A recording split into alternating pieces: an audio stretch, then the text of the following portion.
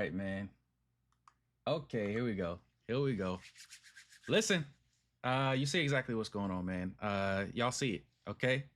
Game 7 of the NBA Finals. It's a done deal, baby. We have ourselves a champion, man. Before we get into that, hey, welcome in, man. Welcome in. Hopefully y'all had a good weekend, man. Weather was crazy. The weather was absolutely crazy, bro. It was hot as fuck this whole weekend, man. 90 plus. It's been a while since it's been that hot. I ain't gonna lie. I was in the house. Okay, I was in the house. But listen, we had a hot game tonight too. All right, we had a really good game tonight too, and you already know G3x is gonna break it down for you. You know how we get, man. So listen, I really don't have too much shit to say to kick this off. But what up, U-Haul? What up, U-Haul in the building on the garlic? What's going on? What's going on? What's going on? Yeah. Okay, man. Listen, let's get right into it. Let's get right into it. Game 7 of the finals was tonight, man. OKC versus the Pacers. This is the last game of the season, man. This is the game to determine it all. Who walking away with that trophy and who going home sad. And there was a lot in this game. I ain't gonna lie. I ain't gonna lie. There was a lot. It was a lot to process. You feel me? Okay. But anyway, then, let's get to it. Let's get to it. Let's actually get to it. Here we go, man. Game 7. It was a good one. It was a good one. This was a good series. This was a good series, if I'm being honest. But hey, there got to be a winner and there got to be a loser. It is what it is, man. So here we go. Let me get myself together. Okay, Game 7. I didn't see this series going to a Game 7, if I'm being completely honest with y'all. Before we start the vid, man, I honestly thought if the Pacers didn't come out crazy to start this series, I thought it was OKC's to lose. But they proved me wrong, man, and this was a really good series. This was really good basketball. And if I'm not mistaken, man, this was like one of the first game, not first, but like this was the first Game 7 in a long time. I feel like it's been a number of years since we had finals even go to Game 7, and this one was pretty good, man. So here we go. Let's get into it. The NBA Finals presented by YouTube TV. Let's get into it. Oh shit, hold on. Gotta get my audio right. Okay. Waited a long Here we time go. for a night like this. Pacer fans back in Indiana have waited longer. Let's get started with the all right, man. Our national anthem and our Game 7. It all comes down to this. You know how we get. We don't need to see all these. We know exactly what's going on. Pascal Siakam had to have a big game. All right. The Pacers absolutely needed big games from a lot of these players, man. A lot of these players. Turner, Siakam, Halliburton, all the rest of them, you name them. Everybody. Shea getting a chip. I might got to call off work and put on a fit. What we thinking? Come on, man. You already know the post-game fit is about to go crazy. The post-game fit is about to go crazy. And we're going to talk about it. He pulled some shit out, too. Hallie, what we got today? My boy? All right, here we go. Come on, let's get to it. Let's get into it, man.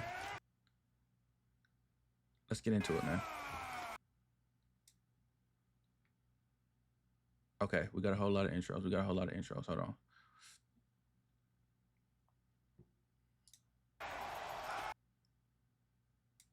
Lord have mercy. 30 minutes worth of intros. Holly, god damn. I guess this is Game 7. Okay, here we go. Finally. All right, man. Let's get into it. Okay? Let's get into it. All right. Start the game off. To start the game off, Indiana opens the game up. All right. But this is this man's home court. Keep that in mind. Sub-Zero gang. What's good, Tank? What's good, Tank? Hope you had a good weekend, man. What's good? All right, 2-2. Siakam. I know y'all seen that Undertaker meme. That boy was hooping in Game 6. Did he have it for Game 7?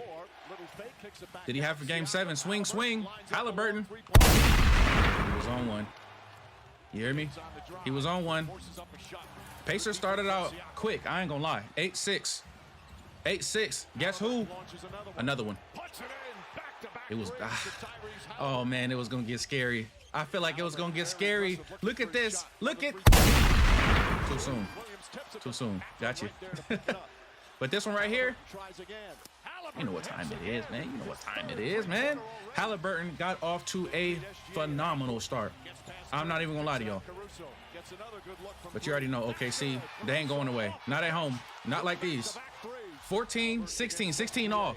5 minutes left to go in the first. All right. We seeing a lot. Everything that we said we wanted to see from both teams, we're seeing it in this first quarter. And then this right here. I was going to play the music.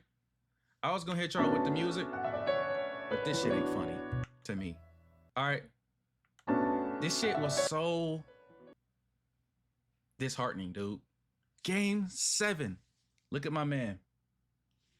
As soon as, listen, I'm sitting at home at on the couch, bro, watching the game. The game was good. Halliburton just hit 3 from the logo. Damn near half court. Bing, bing, bing. As soon as he launched off that right calf, it's always the right calf. As soon as he launched off, I said, oh, no. Not like this. Not in game 7. Not in game 7. Look, man, if you haven't heard, Hallie went down with an injury. He did not come back in this game, man. And when you see the replay, if they show the replay, it definitely looked like an Achilles. You can see the pop. You can see the pop, man. You can see the pop. I ain't gonna lie. Shay about to post the hardest caption. I already know it. Come on, man. All right, anyway, man, let's continue. This was bad, man. This was bad for the Pacers. This was bad for the Pacers, but it's game 7. You can't quit. What are you gonna do? This was tough to watch. I ain't gonna lie. This was really tough to watch. This was tough to watch. Look at this.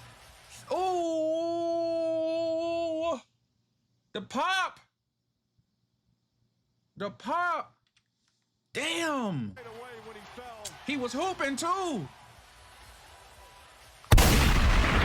Situation like this, you just sick to your stomach for the young man. Sick to my stomach, dude. He knew it. I think he knew it right away, man. He knew it right away. Now this is sick. Nah, this is bad, man. This is bad. But hey, injuries is a part of the game, man. You gotta lock in. Gotta lock in. Pacers had to respond. Siakam right to the cup. Okay. Siakam right to the cup. You gotta get right to it. There's no time to lack, man. Okay, 22-18. Siakam again. Bag work. Where's Chet? All right. The gunshot sound on the pop is crazy. That's how my heart felt, bro. I'm not gonna lie to you. That shit was like, damn. All right, but Jay Will, lefty. The left hand was probably the most famous left hand of this finals. You understand me? What did you think when Oh my gosh. It's a heartbreak, man. It's unfortunate. Yeah, absolute heartbreaker, man. That was tough. That was tough. It was tough to see. Okay, but listen, that didn't stop OKC from doing what they wanted in this game. All right, you just saw right there, they almost caught a body. This man right here had to step up. McConnell had to step up. Good pass, Mathurin. They're gonna need a whole lot of those. All right, now this is time for the others to step up. If you ever wanted to make yourself some money, now's the chance. Game 7, starter went down. Caruso wants ring number 2 bad. He wants it bad. Okay, 32 all. 7 minutes in the second quarter. Shea, bag work. That's the listen. Okay, for all you 2K heads out there, if y'all don't know how hotspots work on the floor, this is exactly what a hotspot is. Okay. This area right here, can you see the mouse? Can you see what I'm pointing you out to? Don't let Shea get right there because you can count him. All right, it's the bottom of the net. Anytime he gets anywhere on this free throw line, and if you watch these finals back, he was on that bitch a lot. You understand me? Okay, let's continue. Let's continue. Shea heating up, 32 all, 34, 32. McConnell has some big shoes to fill, but he been hooping in his finals. Good move once again. Chetty. Chet had a good game, though. I'm not even gonna shit on Chet. He had a good game, but he was getting exposed in his first half. Okay, Nembhard, good move. Tough lay. They knew they lost once Hallie went down. Yeah, I'm not gonna lie, Tank. I kind of felt the same way. But they played a good game, man. They played a good game. But you gotta play some defense. Ooh, you gotta play some defense, man. But look at the score, though. The Pacers are still hanging around. They playing with a lot of heart right now. A lot of emotions is being left on the court. 40 all, Siakam. Okay. We talked about defense going the other way. What are you going to do with it? Okay, here we go. Mathurin played hard this game. Yeah. Let's go. Game 7, baby. 1 point lead. Indiana, here we go. A minute and 56 left before half. Shea, walk him down. Good freaking bucket. Who knew Hartenstein had that? I didn't know. Complete side note, why did I just find out the girl from Swanton Bomb? What? What? I didn't know that either. That's crazy. That's crazy. League connections be absolutely insane. All right, here we go. 49-48. Second half. Lou. How did he hit that? No. No. You get the gunshots for those. You get the gunshots for those. Lou was on one today. Lou was on one today. Them Canadians was hooping, boy. Them Canadians was hooping. Okay, and here comes Chet. Good block. Siakam, second chance. He want to win. All right, it's a lot at stake in this game. Okay, 54-51.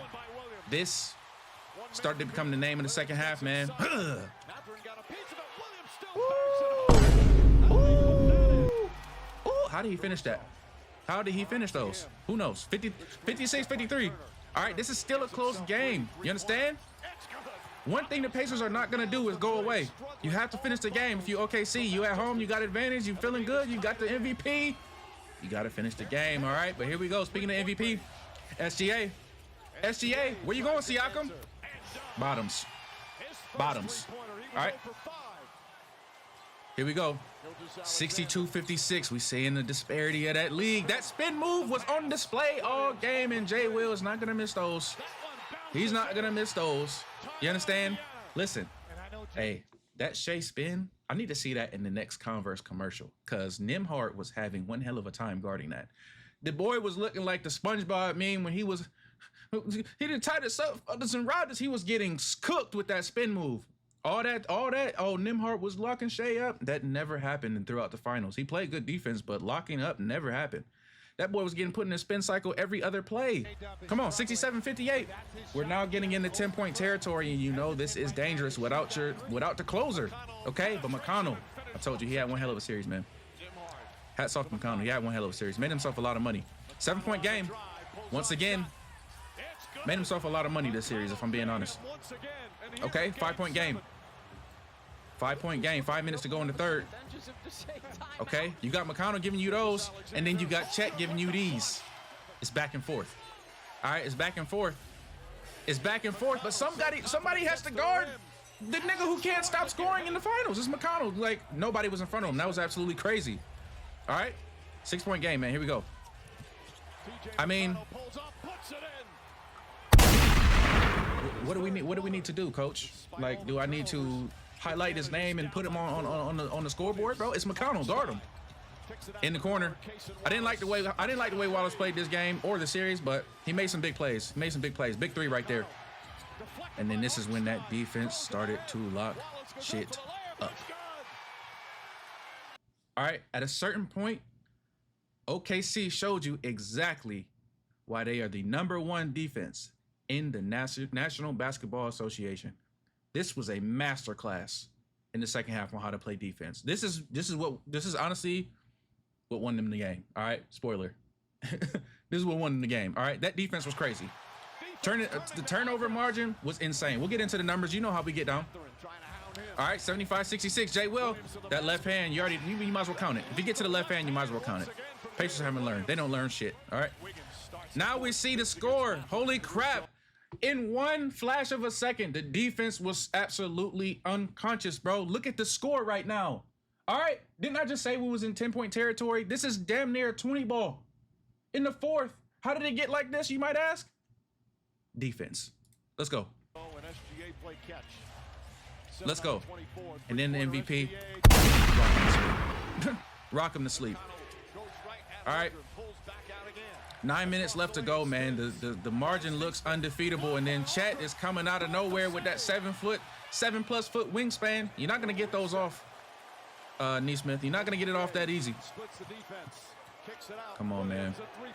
It's the same spot. It's like the same spot every time for Jay Will, and the Pacers are not learning, man. It was looking really bleak for the Pacers at this point, man. Missed the last 9 field goal attempts. The defense was crazy. Siakam trying to do a little something, man. We got a 20-point lead. 7 minutes. Sheesh. Chetty was having none of it. Chetty was having none of it in the second half, man. It was actually kind of crazy. It was actually kind of crazy. I need them SGA shoes when they drop. I can't lie. No, he waited for the perfect moment to unveil them joints too. Good block off glass. That's one thing the Pacers don't do. They don't give up. This is a travel. This is a travel. I ain't gonna lie, but they gave it to him. Here we go. Need him. Expose him. Is it too little too late though, chat? 10-point game. Right back. This is like a 2K rim run. You score, cherry pick. There are no rules. All right. Final 2 minutes of the game. Ben Mathurin, he left it all out on the floor, man. I'll be honest. Left it all on the floor. Defense wins championships, y'all. Defense wins championships, y'all. Man. All right, man. All right, man. Nah. There you have it. There you have it. OKC wins their first ever National Basketball Association championship. All right. And let's keep it a buck. Let's keep it a bean, y'all. All right. Let's keep it a bean, y'all. There have been some really good teams before this team, okay? And what they did tonight was special. What they did tonight was special with a young team, but the roster full of depth. All right, defense. This is a good team. I mean, I feel like everybody kind of knew from the jump this was a Thunder series to lose. Let's be honest. And one of the things too that I felt like played a big factor was home court advantage. You can see, man, you get the last game of a 7-game series, odds are in your favor, man, honestly. But hey, congrats to OKC, man. Congrats to OKC. They get their first championship, man. SGA gets his first championship, and oh my goodness, yeah, U-Haul, he dropped some shits at the end of the game. He dropped the all gold. I don't even know what they call it. The SGA ones. I don't even know what he's calling them. They probably got a name like, I don't know, Heart of a Champion. Call him what he want. Call him Kobe Beans. I don't care what you call him. Them shits was clean. All right. But listen, you already know what we're about to get into, man. You already know what we're about to get into. We have to break this game down, man, because there was a lot that we've seen here. Now, obviously, you know, we have some discussions about injuries and things like that, but we will get into that after we bring in our expert, man, U-Haul. Listen, U-Haul, are you on this line, brother? Are you on this line? Come on, man. You know where I'm at. Come on, man. Listen, I ain't gonna lie. This was a good game, man. It was a good game, but let's address the elephant in the room, okay? Halliburton goes down in, what was it, the first quarter, second quarter? Something like that? No, it was like the first 9 minutes of the game. Yeah. It was a heartbreaker, man, if I'm being honest. In those first 9 minutes, okay, before we get to the rest of the game and when the dominoes and the chips fell the way that they did fall, what were you seeing in that first 9 minutes from this game? Like when we start this game 7 of the finals, what was the thoughts going through your head, man? So the first bit of the game that he played, it gave me completely different sport. But remember when Odell went to the Rams and they got to the Super Bowl, and it was like Odell was going so crazy. It kind of gave you that feeling of, oh no, he's going to be on a different level this game. Oh, absolutely. The beginning of that game, the threes they took, I think before he went out, he was 3 or 4 from 3, and he was just hitting from everywhere. You can tell he came out there with a different type of aggression. That kind of gave me that same feel. So it just is disheartening that he got hurt the way he did and how he did and how early he got hurt as well, too. It was crazy. Hate everything about OKC, Laszlo. Hey, it's all right, man. It's all right. They got a chip, though. At the end of the day, you got to admit they did get a chip, and that's what it's all about. But yeah, man, I'll double down on that, man. I felt the exact same way. Obviously, as a competitor, I feel like even OKC will probably feel the same way. You want to win against the best competition possible. You know, to call yourself the number one, and I am calling OKC number one. They were the clear number one team this year. I mean, obviously, but you know, you always want to play a team at full strength. You always want to play them at max capacity. You know what I'm saying? You don't want to take the easy route to a chip. I like KD. We'll get into the KD news later. But listen, man, you know, it's very unfortunate. And to even worse, it was that same calf, man. And we've seen it. I think you alluded to it. Even speaking of KD, We saw some of the same things with that KD injury when he was with the Warriors, man. Just very unfortunate. Halliburton tried to lay it all out on the line. It's game 7. You want to go out there and play, and by God, he was hooping.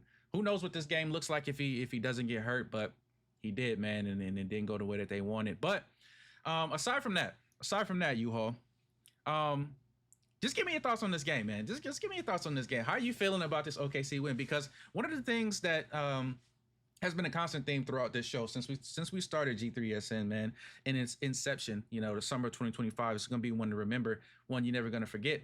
But it's kind of been a weird thing that's been happening on this show. And at this point, I might start asking you for lottery ticket numbers. I might start asking you for parlays, and I feel like you've been holding out. Okay? You called this. All right? I feel like you called this from game 1. OKC takes the chip, man, but how do you break this down, man? What did you see out of the game tonight before we really get into it? So I know we didn't talk about the last game, but I thought they were going to win in 6 because of how intense this team played. So with that being said, the second half of the game, I think everybody was kind of shaken up still with the Holly injury. Mm-hmm. But once that second half started rolling, we got to see the OKC team that was the number 1 defense, tenacious on offense as well too. Anything that goes to the rim, Chet is blocking. I think he ended with like 5-6 blocks today. So I mean, you saw a different level of urgency and aggression that second half. I think again, the Holly injury was big on everybody. And I remember being at the game when Gordon Hayward had his injury with Boston when Kyrie first came back to the Cavs. Yeah. I was at that game where he tore his whole leg apart. You know what I mean? Nasty. And it took a minute for everybody to kind of get back acclimated to, okay, we are playing a basketball game. But once things got rolling, we kind of saw it in this game too. That second half, it told the story of the game, and they were able to kind of take off from there. Yeah, it was a night and day difference. If I'm being what you just said, man, the first half, even after the injury, it was still like we saw. It was back and forth. I mean, it was haymaker for haymaker, right? One team scores, the other team scores right back. I want to say it was only a 1-point difference going into halftime. But you're absolutely right, man. The second half of this game, I think what the Thunder have preached all season long was the NBA today is such a fast-paced game. To win a championship, it takes depth. It takes a full roster, and that was one of the things that the Thunder have hung their hat on all season long, man. Just the rotation of guys that they've been able to get in, bench players doing their thing, and so on and so forth. And I think we really saw that today. But even with that being said, the starters did their thing too. But throughout this whole series, man, I think we got to give it up for OKC's others, man. They played their hearts out. One of the guys who, if we look at these numbers, the numbers don't jump out at you. But if you were watching this game, my boy was all over the court. Caruso was everywhere tonight. On defensive end, making timely buckets, man. How many steals did he have? He had 3 steals and 1 block in this game, plus minus of a +8. This was just the second half. It literally, I ain't gonna lie to y'all. Fourth quarter, I stopped watching. It was just an all around dominant performance from OKC, man. And maybe it was just nothing Indiana was going to be able to do about it without the full strength of their roster. But hats off to OKC, man. This is even without them having the championship to their name as they do now. The defense that they played, even in Game 5, I think it was Game 5 that we talked about, bro. First of all, I've never talked about defense in the manner that I am right now. Okay. But this was actually beautiful to watch. This made you actually notice the defense that was being played. This made you say, damn, why can't the Pacers score a bucket? They went like 0 for 9 in the third quarter or something to that effect. But it was crazy, man. This is absolutely crazy.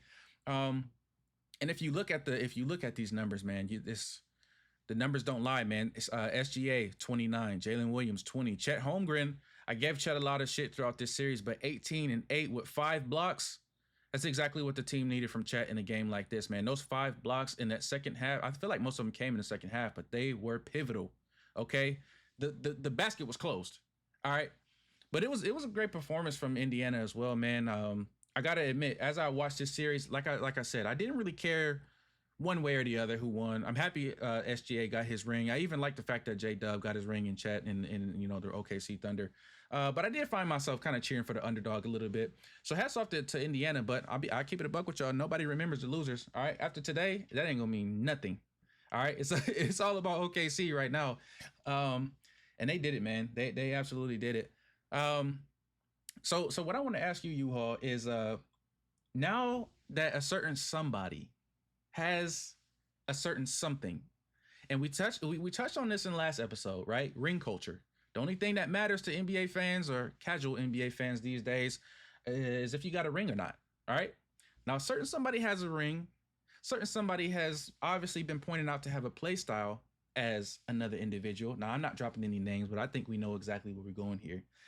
I want to ask the expert, U-Haul, when do you think these people are finally going to realize that SGA really might be the second coming of Kobe, bro? I want you to get in your bag on this, okay? Because maybe that's what it takes for people to recognize. But now that the deal is sealed, do you think people will finally turn that page, man? Man, no, they're not going. They still not gonna believe it. Not gonna give it up. They still not gonna believe it, man. But we got to see. I wouldn't say Kobe-like performance, Chill, but Ice. we got to see Shea. We got to see Shea lead a team. You know what I mean? And these are the kind of building blocks. I don't think Shea will ever. Let me also reiterate here. I got to clarify. When I brought this up, I was talking about Bro's play style, footwork wise, from the mid range is like Kobe Bryant. We talked about that free throw line. Shea. I didn't say Shea plays like Kobe, as in he is Kobe being Bryant. You know I'm calling him 2.0. So a lot of people. I'm calling the nigga 2.0. Yeah, I mean, I can understand it, but you know what I mean. There's Kobe was a whole entity. That's kind of a little caveat, but either way, what we got to see from Shea is something that we did ironically see from Kobe, which is when your team needs to win, what do you do? And he stepped up. I mean, bro, he had 12 assists, 29, 5, and 12. You know what I mean? Like, he was the catalyst that got them over. One steal and 2 blocks, by the way, as well. Yeah, right, bro. I mean, he did everything he needed to do for his team to win. You know what I mean? And it showed the entire time. I mean, he's a part of elite company now after winning this chip. You know what I'm saying? Like, absolutely. Scoring champion, MVP regular season, Finals MVP regular season. Come on. And like a regular championship. You know what I'm saying? All in the same year. He's the first player in the last, I think they said 25 plus years to have that. I mean, that's insane work. That's insane. That's insane work. Okay. So these Kobe talks, hey man. Yeah, listen. The story's being written for itself at this point. Listen, just like Tank said, it's gonna take time for them to realize. People don't look at the game how U-Haul looks at it. Hey, we already calling them Udini. You know what I'm saying? Predicting the future in the sports world. But I mean, he called the SGA to Kobe comparison as well, man. But listen, let's not get it twisted, okay? G3 is saying we respect the legends. You know what I'm saying? RIP to the legend Kobe. Nobody. These are all jokes. Nobody will ever be Kobe Bryant. Okay, we're not saying that. We're just comparing game. We're just comparing likenesses. All right. But the bottom line is SGA is a champion, all right? And that speaks volumes to a lot of these other young dudes in the league, a la Anthony Edwards, who think this shit is sweet, right? They think, oh yeah, we can just spam the Western Conference championships every year. We can just do it every single time. I'm gonna get one eventually. Oh man, that is the wrong way to look at it, because let me keep it a whole stack with y'all, chat, okay? The OKC Thunder will be here next year. All right, they're all sub 20, 26, 27. They'll be here next year. All right. So the West is getting kind of crazy, man, and we got a little bit more on that. But I want to wrap this finals up, man. I want to wrap the finals up. Great series, by the way. Okay, this NBA Finals, I think, did better than most people expected. All right, so when we unveiled Game 1. The sentiment was, oh, this is Indiana versus Oklahoma. This is going to be a shit series. This is going to be two small market teams. This is going to be boring basketball. Let me tell y'all, this was anything but boring basketball, okay? This was one of the best NBA final series I have watched in a very long time. Probably in a very long time. That's what I'll say. That's what I'll say. This was good basketball, Yeah. man. If you're a basketball fan, this was good basketball, and this was actually cool to see with the state of the league that we're approaching. Right, we got some of the big names getting older. We got some guys who have already retired out of the league. You know, my favorite player, Carmelo Anthony. I never thought he would retire. I never thought Carmelo Anthony would get bounced around the league and then finally not even be able to make an NBA roster. So bottom line, what I'm trying to say is the NBA is moving to a different phase, man. But it was actually cool to see guys like Jalen Williams, who are only in their third year. Chet Holmgren, this is only his second year. And then you got guys like Alex Caruso, who undrafted, right? 7 years in the league, but my man has 2 rings. Okay, and you can just kind of see some of the experience that they gained from players that have come before them. And I'm going to even cue you in on this one, U-Haul, because you made a really good point earlier in this week when we talked about SGA. SGA doesn't come out of nowhere. Okay, there was a certain somebody, and U-Haul, I'm gonna let you take it from here, but there's a certain somebody I remember. that influences basketball. And basically the point I'm trying to get at is it's just cool to see where the league is heading to, man. We got a lot of good young players that seem like they're ready to kind of take charge of these organizations, man. Take charge of these leagues. Take charge of these teams.